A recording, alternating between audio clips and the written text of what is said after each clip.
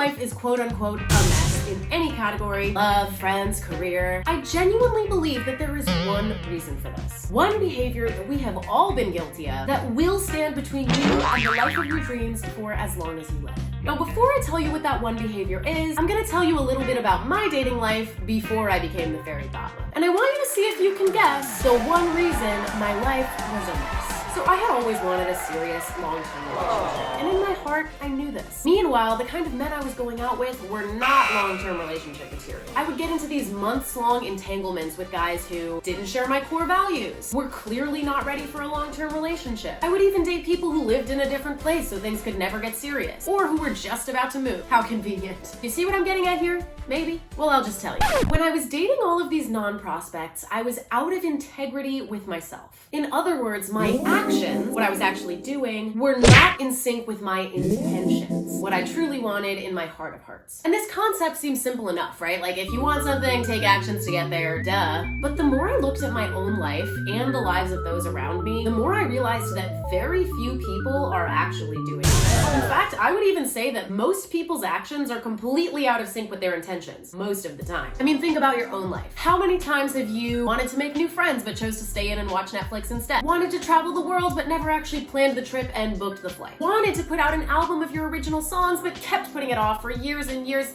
Oh shit, that's me. Very flat. Subscribe so you don't miss the album, for real, because it's gonna happen. When we're doing this, we're basically sleepwalking through life, letting things unfold on autopilot without ever asking ourselves, wait, is this what I actually want? So how do we fix it, Fairy Thought Mother? Well, we start by living our lives intentionally. And how do we do that, Fairy Thought Mother? We subscribe to this YouTube channel so that you never miss. Can you be for real right now? Yeah, sorry. My favorite place to start is always in my journal.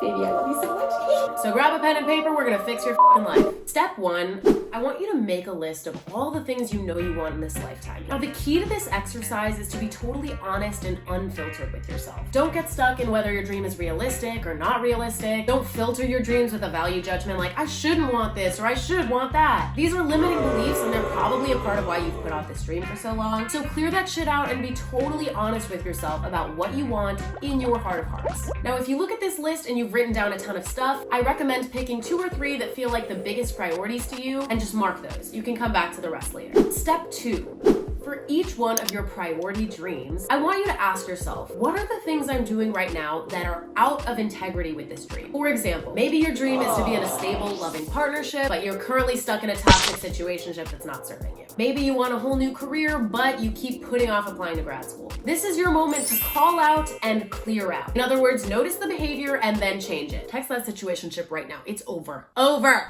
Step 3.